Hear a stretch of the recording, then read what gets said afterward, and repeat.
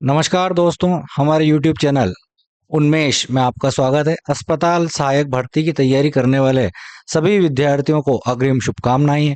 आइए शुरू करते हैं आज का हमारा ये वीडियो, जो आपको बहुत ही मददगार साबित होगा। सामाजिक विज्ञान का देखिए क्या क्या सिलेबस है और क्या क्या इसमें टॉपिक्स दिए गए हैं। तो कंप्लीट सिलेबस पर आधारित हमने जो है प्रत्येक प्रश्न को कवर करने का प्रयास किया है और उन्हीं प्रश्नों में से आपके एग्जाम में प्रश्न आने वाले हैं। तो सभी प्रश्नों को ध्यान से देखिएगा। आपके सिलेबस में यह एक ऐसा टॉपिक है जिसमें शब्दों को याद रखना बहुत ही कठिन है, लेकिन आप यदि एक वीडियो को 2 बार देख लेंगे तो निश्चित रूप से आपको शब्द आसानी से याद रह जाएंगे। तो सामाजिक विज्ञान में देखिए, इतिहास में यूरोप में राष्ट्रवाद, भारत में राष्ट्रवाद, ये 2 टॉपिक दिए गए हैं। इसी प्रकार भूगोल, राजनीति और अर्थशास्त्र में टॉपिक दिए गए हैं। तो सबसे पहले हम इतिहास के टॉपिक से शुरुआत करते हैं, यूरोप में राष्ट्रवाद। तो यूरोप में राष्ट्रवाद का उदय, इसके महत्वपूर्ण प्रश्न जो हैं वो इस सबसे पहले वीडियो में दिए गए हैं। आइए शुरू करते हैं आज का हमारा वीडियो। पहला प्रश्न है, नेपोलियन की नागरिक संहिता को किस वर्ष लागू किया गया था? तो इसका सही उत्तर होगा 1804 ईस्वी में। यह एक महत्वपूर्ण प्रश्न है, नेपोलियन की नागरिक संहिता किस वर्ष लागू हुई थी? 1804 में। फ्रांस में राष्ट्रवाद की पहली स्पष्ट अभिव्यक्ति किस वर्ष की फ्रांसीसी क्रांति के साथ हुई? तो फ्रांसीसी क्रांति कब हुई थी? 1789 ईस्वी में। तो सही उत्तर क्या होगा इसका? ए वाला जो है ऑप्शन वह सही है। तीसरा प्रश्न है, 1848 में लोकतांत्रिक और सामाजिक गणतंत्रों के स्वप्न को चित्रित करने वाले फ्रेडरिक सारियू कौन थे? तो फ्रेडरिक सारियू कौन थे? एक फ्रांसीसी चित्रकार थे। इतालवी क्रांतिकारी जूसेप मैत्सिनी का जन्म 1807 में कहाँ हुआ था? तो इनका जन्म हुआ था जेनोवा में 1807 ईस्वी में। जूसेप मैत्सिनी, ये नाम आपको याद रखना पड़ेगा। इतालवी क्रांतिकारी थे जूसेप मैत्सिनी, इनका जन्म जेनोवा में हुआ था 1807 ईस्वी में। मैत्सिनी द्वारा स्थापित मोरसेई में गुप्त संगठन का क्या नाम था? इसका उत्तर है यंग इटली। अगला प्रश्न है, बर्न, जो कि एक जगह का नाम है, बर्न में यंग यूरोप नामक क्रांतिकारी संगठन की स्थापना मैत्सिनी ने किस वर्ष की थी? 1834 ईस्वी इसका सही उत्तर होगा। 1834 में यूरोप में जो है यंग यूरोप जो है इसकी स्थापना की गई थी मैत्सिनी द्वारा, बर्न में। जगह का नाम बर्न है। नेपोलियन की पराजय के बाद यूरोपीय शक्तियों द्वारा वियना कब बुलाई गई? वियना कांग्रेस जो है ये कब बुलाई गई थी? कांग्रेस ऑफ वियना के नाम से जानी थी। नेपोलियन जब हारा था उसके बाद एक संगठन, हम कह सकते हैं उसको, वियना कांग्रेस, 1815 में इसको बुलाया गया था। 1815 में की वियना कांग्रेस की मेजबानी किस ऑस्ट्रेलियाई चांसलर ने की थी? ड्यूक मेटरनिख द्वारा जो है इस ऑस्ट्रेलियाई चांसलर ने मेजबानी की थी वियना कांग्रेस की। इस संधि ने यूनान को एक स्वतंत्र राष्ट्र के रूप में मान्यता प्रदान की थी। तो कुस्तुनतुनिया की जो संधि हुई थी, ये शब्द बहुत ही महत्वपूर्ण है, कुस्तुनतुनिया। कुस्तुनतुनिया की संधि ने जो है यूनान को एक स्वतंत्र राष्ट्र घोषित किया था। और कब हुई थी ये संधि? तो नेक्स्ट क्वेश्चन है, ग्रीस या यूनान को स्वतंत्र घोषित करने वाली कुस्तुनतुनिया की जो संधि है वह 1832 ईस्वी में हुई थी। जर्मनी के एकीकरण की प्रक्रिया का मुख्य सूत्रधार या जनक किसे माना जाता है? सही उत्तर है ए, ऑटो वान बिस्मार्क नामक जो व्यक्ति हुए हैं उन्हें जर्मनी के एकीकरण की प्रक्रिया का मुख्य सूत्रधार माना जाता है। जनवरी 1871 में वर्साई में हुए एक समारोह में किसे जर्मनी का सम्राट घोषित किया गया? विलियम प्रथम जो थे उनको जर्मनी का सम्राट घोषित किया गया था वर्साई के समारोह में। अगला प्रश्न है, वर्ष 1861 में किसे एकीकृत इटली का राजा घोषित किया गया था? एकीकृत मतलब संगठित इटली, कंप्लीट। तो विक्टर इमेनुअल द्वितीय को जो है राजा घोषित किया गया था इटली का। जर्मन राष्ट्र की दृश्य अभिव्यक्ति या रूपक निम्नलिखित में से कौन थी? जर्मेनिया। जर्मन राष्ट्र की दृश्य अभिव्यक्ति थी जर्मेनिया। फ्रांस में राष्ट्र के विचार को रेखांकित करने के लिए किस लोकप्रिय ईसाई नाम को रूपक बनाया गया था? मारियन। फ्रांस में जो राष्ट्र के विचार को रेखांकित करने के लिए, अब देखिए कई देशों में जो राष्ट्र वाद प्रमुख है और राष्ट्रवाद को ध्यान में रखते हुए वहां के लोग आज भी अपने राष्ट्र के प्रति निश्चित रूप से पूर्णतः समर्पित होते हैं। तो इसीलिए जो है वहां ईसाई नाम का जो रूपक है मारियान, इसको एक रूपक की संज्ञा दी गई है। 1815 की वियना संधि के बाद फ्रांस में किस राजवंश को पुनः सत्ता सौंप दी गई थी? तो बोरबोन वंश जो था उसको पुनः वहां पर सत्ता सौंप दी गई थी वियना की संधि के बाद। जब फ्रांस छींकता है तो यूरोप में सर्दी जुकाम हो जाता है। यह प्रसिद्ध टिप्पणी किसकी है? ड्यूक मेटरनिख ने यह टिप्पणी की थी कि जब फ्रांस छींकता है तो बाकी यूरोप में को सर्दी जुकाम हो जाता है। जर्मेनिया के सिर पर स्थित बलूत पत्तियों का मुकुट किसका प्रतीक है? जो ये बलूत पत्तियों का जो मुकुट है, ये मुकुट वीरता और बहादुरी का प्रतीक है।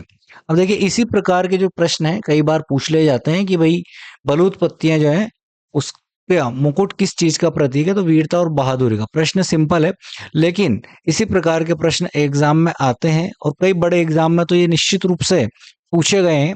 और कक्षा 10वीं का जो सामाजिक विज्ञान की जो पुस्तक है उस पुस्तक का जो सिलेबस है उसके अकॉर्डिंग जो है आपको इन शब्दों को याद रखना पड़ेगा।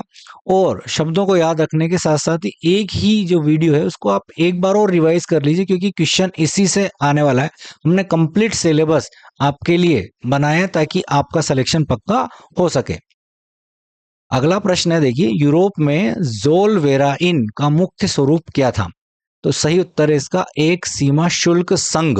ज़ोलवेराइन का मुख्य स्वरूप था एक सीमा शुल्क संघ के नाम से इसे जाना जाता था। 1834 में ज़ोलवेराइन संघ की स्थापना किसकी पहल पर की गई थी? तो प्रिशा या पर्शिया, जिसको हम पर्शिया के नाम से इसको हम जानते हैं, उसकी पहल पर इसकी स्थापना की गई थी ज़ोलवेराइन संघ की।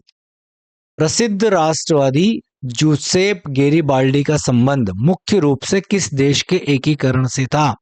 तो इसका सही उत्तर है इटली। जो है इनका संबंध इटली से था। लाल कुर्ती नामक स्वयंसेवक सेना का गठन निम्नलिखित में से किसने किया था?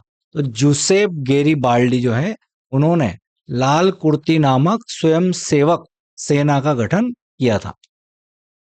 इटली के एकीकरण में अपनी चतुर कूटनीति के लिए विख्यात सार्डिनिया पीडमोंट का प्रधानमंत्री कौन था? इटली के एकीकरण में अपनी चतुर कूटनीति के लिए विख्यात था सार्डिया पीडमोंट का प्रधानमंत्री काउंट केमिलो दे केवूर जो है इनको जाना जाता था। इंग्लैंड और स्कॉटलैंड के बीच एक्ट ऑफ यूनियन किस वर्ष पारित हुआ था? 1707 ईस्वी में जो एक्ट ऑफ यूनियन पारित हुआ था। किन दो देशों के बीच पारित हुआ था? तो ये भी आपको याद रखना पड़ेगा, इंग्लैंड और स्कॉटलैंड के मध्य में। स्कॉटलैंड जिसे जो है शराब घर के नाम से भी जाना जाता है, यानी कि यहाँ सर्वाधिक शराब जो है बनती है और पूरे वर्ल्ड में सप्लाई की जाती है। 1707 के एक्ट ऑफ यूनियन के परिणाम स्वरूप किस साम्राज्य का या संगठन का गठन हुआ था? United kingdom of Britain, great Britain, इसका गठन हुआ था। आयरलैंड को बलपूर्वक किस वर्ष यूनाइटेड किंगडम में शामिल किया गया था? 1801 ईस्वी में आयरलैंड को जो है बलपूर्वक शामिल किया गया था यूके में, यूनाइटेड किंगडम में। 27वां प्रश्न है, निम्नलिखित में से किस देश को यूरोपीय सभ्यता का पालना कहा जाता है?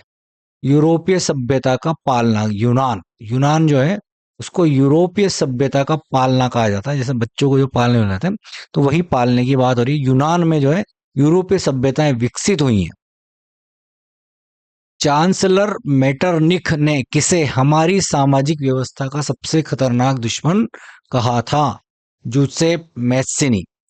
चांसलर मेटरनिख ने जो है जूसेप मैस्सिनी को जो है सबसे खतरनाक दुश्मन कहा था। बिस्मार्क ने जर्मनी के एकीकरण के लिए मुख्य रूप से किस नीति का सहारा लिया था? रक्त और लौह की नीति। बहुत ही महत्वपूर्ण क्वेश्चन है। बिस्मार्क का ब्लड एंड आयरन वाली जो नीति है उसका सहारा लिया था बिस्मार्क ने। यह प्रश्न निश्चित रूप से एग्जाम में आने वाला है, इसको अच्छे से याद रखिएगा। बिस्मार्क ने जर्मनी के एकीकरण के लिए मुख्य रूप से जर्मनी के एकीकरण के लिए रक और लो की नीति का सहारा लिया था। कार्बोनरी मुख्य रूप से क्या था? इटली का एक गुप्त क्रांतिकारी संगठन था कार्बोनरी। अब देखिए अलग अलग देशों के अलग अलग क्रांतिकारी संगठन है। अब ये कार्बोनरी जो है, ये कार्बोनरी आप कार्बन से याद रख लो, कार्बन जो है इटली का एक गुप्त क्रांतिकारी संगठन था, ये तो इटली का है, ठीक है। मई 1848 में आयोजित जर्मन फ्रैंकफर्ट संसद का आयोजन निम्नलिखित में से कहाँ किया गया था? सेंट पॉल चर्च में। सेंट पॉल चर्च में जो है इसका आयोजन किया गया था। 19वीं सदी की शुरुआत में यूरोप में उदारवादी राष्ट्रवाद का मूल अर्थ क्या था? व्यक्तिगत स्वतंत्रता और कानून के समक्ष समानता, ये उदारवादी राष्ट्रवाद का मूल अर्थ था। ठेकेदारों के शोषण के विरुद्ध सेलिसिया में बुनकरों का प्रसिद्ध विद्रोह किस वर्ष घटित हुआ था? 1845 ईस्वी में सेलिसिया में बुनकरों का प्रसिद्ध विद्रोह हुआ था। सेलिसिया जगह है एक, और यहाँ बुनकर जो रहते थे उन्होंने 1845 में विद्रोह किया था। भौगोलिक और जातीय भिन्नता वाले बाल्कन क्षेत्र के निवासियों को मूलतः क्या कहा जाता है? स्लाव। स्लाव कहा जाता है वहां के जो है मूल निवासियों को। अब देखिए ये जो पहला टॉपिक है यूरोप में राष्ट्रवाद का उदय, तो यहाँ पर जो भी प्रश्न दिए गए हैं इसी चैप्टर से दिए गए हैं। और यहाँ बाल्कन क्षेत्र के जो निवासी हैं, तो बाल्कन क्षेत्र के निवासियों को क्या कहा जाता है? स्लाव कहा जाता है। 19वीं शताब्दी या के उत्तरार्ध में बाल्कन क्षेत्र का एक बड़ा हिस्सा किस साम्राज्य के नियंत्रण में था? ऑटोमन साम्राज्य के नियंत्रण में था। वियना कांग्रेस के समय ऑस्ट्रिया साम्राज्य का चांसलर निम्नलिखित में से कौन था? Duke Metternich. अब देखिए ये प्रश्न जो है ड्यूक मेटरनिक वाला रिपीट हुआ है, इसमें दूसरी तरीके से पूछा गया। पहले पूछा गया था कि भाई वियना कांग्रेस जो 1815 में जब उसका स्वागत किसके द्वारा किया गया था, तो ड्यूक मेटरनिक द्वारा किया गया था। उस समय चांसलर कौन था? और यही प्रश्न अब यहाँ पूछा गया बदलकर। फ्रांस में उदारवादी क्रांतिकारियों द्वारा जुलाई क्रांति किस वर्ष की गई थी? तो जुलाई क्रांति हुई थी 1830 में। अब ये देखिए सामाजिक के जो चैप्टर हैं इन पे पूछे जाने वाले प्रश्नों को आपको सटीकता से याद रखना है, तो प्रत्येक वीडियो को आपको रिपीट करना पड़ेगा ताकि आप शब्दों को पकड़ सकें और प्रश्नों को समझ सकें कि क्या प्रश्न पूछा जा सकता है। तो जो प्रश्न पूछे जा सकते हैं उनको प्राथमिकता देते हुए इन वीडियोस में शामिल किया गया है। तो इनको सही से, जैसे अब यहाँ प्रश्न है जुलाई क्रांति का, तो जुलाई क्रांति जो है 1830 इसका उत्तर है, ये याद रखिएगा। 1830 की जुलाई क्रांति के बाद किसे फ्रांस का संवैधानिक सम्राट बनाया गया था? लुई फिलिप को। लुई फिलिप जो है जुलाई क्रांति के बाद फ्रांस के संवैधानिक सम्राट बने थे। ऑटो वोन बिस्मार्क मूल रूप से किस जर्मन राज्य का चांसलर था? प्रशा या पर्सिया के नाम से जिसको हम जानते हैं, वहां का चांसलर था। जर्मनी के एकीकरण को पूरा करने के लिए बिस्मार्क ने 7 वर्षों में कितने राष्ट्रीय युद्ध लड़े? तो जर्मनी के एकीकरण को पूरा करने के लिए 3 युद्ध लड़े थे। ऑस्ट्रिया, डेनमार्क और फ्रांस, इन तीनों देशों के साथ युद्ध लड़े थे। फ्रांस और प्रशा या जिसे हम पर्शिया भी कहते हैं के बीच प्रसिद्ध ऐतिहासिक सेडान का युद्ध कब हुआ था? 1870 में जो है ये युद्ध हुआ था, और बहुत ही प्रसिद्ध युद्ध है ये, इस पर फिल्म भी बनाई गई है। काउंट कैमिलो ने दे केवूर किस इतालवी राज्य का प्रधानमंत्री था? सार्डिनिया पिडमोंट का प्रधानमंत्री था। एकीकृत इतालवी राज्यों का प्रथम सम्राट निम्नलिखित में से किसे घोषित किया गया था? विक्टर इम्मेनुअल द्वितीय को घोषित किया गया था। इंग्लैंड में राजशाही की शक्तियों को सीमित करने वाली गौरवमयी क्रांति कब हुई थी? 1688 ईस्वी में जो है गौरवमयी क्रांति हुई थी इंग्लैंड में राजशाही की शक्तियों को सीमित करने वाली। यूनानी स्वतंत्रता संग्राम में सक्रिय रूप से धन जुटाने और लड़ने वाले प्रसिद्ध लॉर्ड बायरन कौन थे? एक प्रसिद्ध कवि थे ये। 1815 की वियना कांग्रेस या वियना संधि का प्राथमिक एवं मुख्य उद्देश्य क्या था? अब देखिए वियना कांग्रेस वाला प्रश्न जो है कई बार रिपीट हो और ये बहुत ही महत्वपूर्ण प्रश्न है। वियना कांग्रेस या वियना संधि कब हुई थी? 1815 में। ये सन आपको याद रखना पड़ेगा, वियना का। तो इसका मुख्य उद्देश्य क्या था? यूरोप में पुरानी रूढ़िवादी व्यवस्था को बहाल करना। राष्ट्र एक बड़ी और व्यापक एकजुटता है, यह सुप्रसिद्ध व्याख्या देने वाले दार्शनिक कौन थे? अर्नस्ट रेनन ने जो है व्याख्या दी थी कि राष्ट्र एक बड़ी और व्यापक एकजुटता है। जर्मन लोक संस्कृति में दास वोल्क और वॉक्स गीस्ट की अवधारणा किसने लोकप्रिय की थी? तो इसका सही उत्तर है जोहान गोटफ्रीड हर्डर ने। प्रसिद्ध हैप्सबर्ग साम्राज्य निम्नलिखित में से किस मुख्य भूभाग पर शासन करता था? इसका आंसर है ऑस्ट्रिया हंगरी क्षेत्र पर शासन करता था। और आज का आखिरी प्रश्न है, नेपोलियन बोनापार्ट को अंतिम रूप से किस ऐतिहासिक युद्ध में मित्र राष्ट्रों की संयुक्त सेनाओं ने पराजित किया था? तो वाटरलू का युद्ध जो कि 1815 हुआ था, नेपोलियन बोनापार्ट को इस युद्ध में पराजय का सामना करना पड़ा था और इसी के बाद वियना कांग्रेस या वियना संधि हुई थी 1815 में। तो वाटरलू का युद्ध आपको याद रखना है, बहुत ही महत्वपूर्ण प्रश्न है। तो इस चैप्टर में दिए गए महत्वपूर्ण कुछ प्रश्नों का इसमें समावेश किया गया है। इसी प्रकार हमारे चैनल पर दिए गए अन्य प्रश्नों का नियमित रूप से अध्ययन करते रहें और अपने सिलेक्शन को पक्का करें। मिलते हैं नेक्स्ट वीडियो में।